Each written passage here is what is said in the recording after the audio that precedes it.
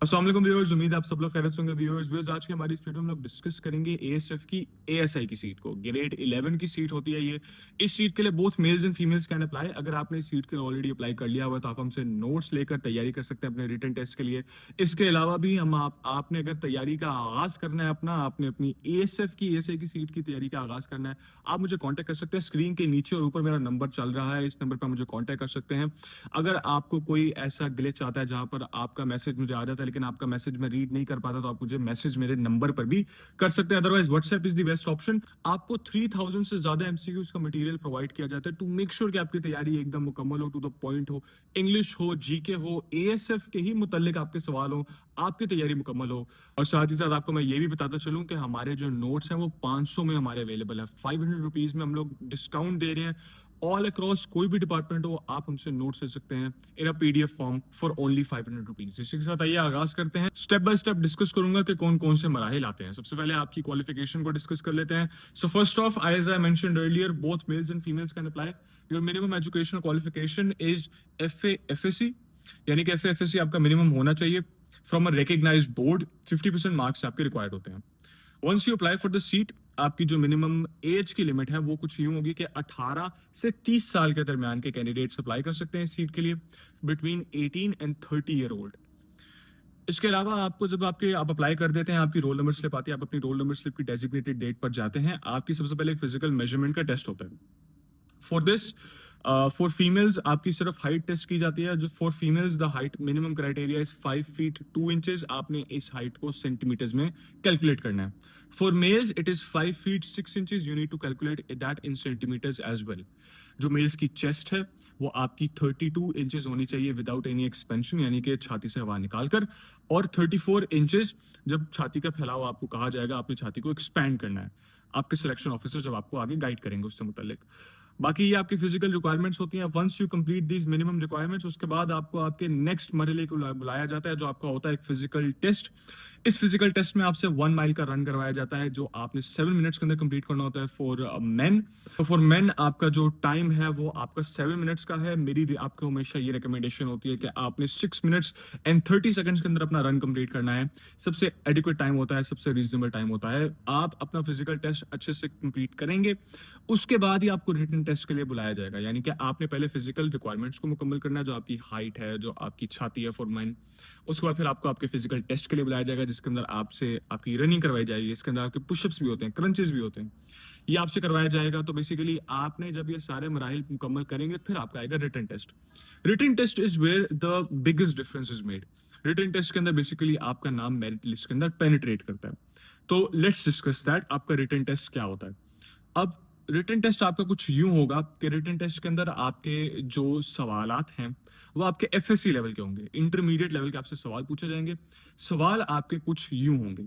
आपका जो written test होगा उसके लिए आपको बुलाया जाएगा आपके सबसे क्लोजेस्ट एयरपोर्ट या फिर कोई भी ऐसा सिलेक्शन सेंटर जो टेम्परेरी तौर पर एएसएफ ने तैयार किया हो। Let's discuss your syllabus now. आपका सिलेबस कुछ यूं होगा। आपके सिलेबस को डिवाइड किया गया है मल्टीपल सब्जेक्ट्स के अंदर।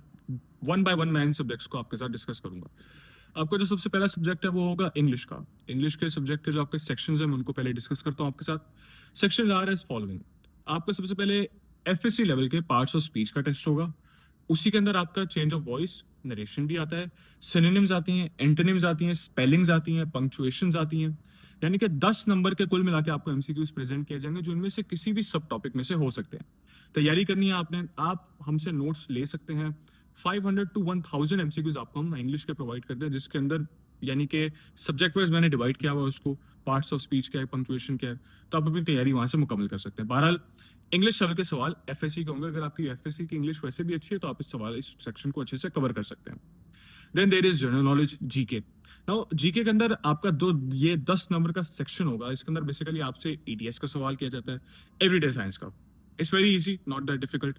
आपसे मैट्रिक लेवल के मैं बेसिकली साइंस के सवाल, जिसको मैं इस तरह प्रेजेंट करता हूँ, मैं हमेशा प्रेजेंट करता हूँ ईडीएस को ऐसे कि मैट्रिक लेवल के आपके सवाल होते हैं ईडीएस के अंदर, और it's not that difficult. Matric के साइंस के सवाल होते हैं आपके। इसके अलावा आपके पास करंट अफेयर्स आते हैं। करंट अफेयर्स के अंदर आपके पास करंट प्रेसिडेंट्स आ जाएंगे, करंट प्राइम मिनिस्टर्स आ जाएंगे। फॉर एग्जाम्पल इंडिया का प्रेसिडेंट कौन है इस वक्त, do let me know in the comment section. उसके बाद आपके आ जाते हैं करेंसीज आ जाती हैं, आपके कैपिटल्स आ जाते हैं इसके अंदर। इसी के साथ आपके जीके के अंदर वर्ल्ड जो इम्पोर्टेंट ज्योग्राफिकल साइट्स हैं वो आ जाती हैं। आपके पास सीज की लोकेशन, स्ट्रेट्स की लोकेशन। फॉर एग्जांपल एक स्ट्रेट क्या होता है, जो लोग तैयारी करते थे तो उनको पता होगा कि एक स्ट्रेट बेसिकली होता क्या है। उसके बाद आपके पास पोर्ट्स आ जाते हैं, शहर आ जाते हैं। कौन सा शहर फॉर एग्जांपल आबादी के एतबार से कौन सा शहर सबसे ज्यादा पॉपुलेटेड है इस दुनिया में। तो वो इस तरह के आपके जीके के सवाल आते हैं, 10 आपके इस तरह के एमसीक्यूज आते हैं आपको।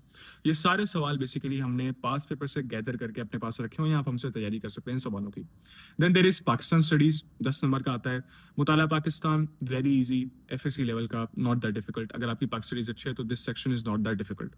Then there is Islamic studies, once again बचपन से पढ़ते हैं। This is that one subject जिसके ऊपर मैं बड़ा कॉन्फिडेंट होता हूँ कि कोई भी कैंडिडेट इस सब्जेक्ट को अच्छे से कंप्लीट और 100 आउट ऑफ 100 कर सकता है, अगर उनको ओवरऑल अगर वो हफ्ता 2 हफ्ता 3 हफ्ता तैयारी करते हैं इसकी डट के, तो फिर आराम से इसको हल कर सकते हैं सेक्शन को।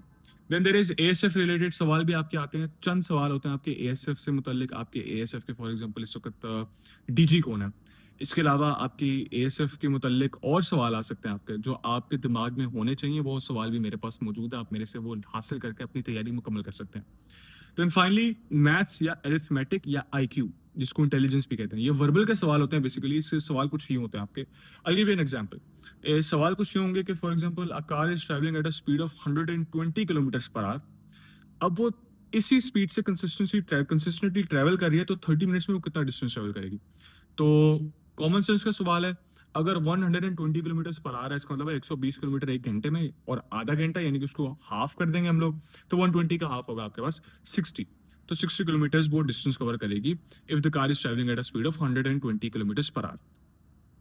तो बेसिकली इस तरह के आपके सवाल होते हैं मैथ्स के, अरिथमेटिक के। It's not that difficult. कुल मिलाकर आपका एएसएफ एएसआई का पेपर ये होता है। द ओनली थिंग इज कि आपने जब ये, यानी कि ये वो पॉइंट होता है जहां पर आप अपने मेरिट लिस्ट के अंदर आपका नाम आता है। Seats are limited, keep that in mind. Seats are very competitive, seats are very limited.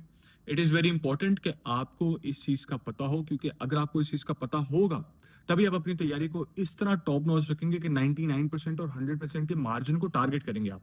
क्योंकि वही एक मार्जिन है जहां पर आपके पास सीट्स हासिल करने का एडवांटेज होता है, क्योंकि बहुत सारे कैंडिडेट्स इन सीट्स के लिए अप्लाई करते हैं। You can not imagine how many people text me every day, sir ये सीट कब अनाउंस होगी, सर ये सीट कब आ रही है इस साल।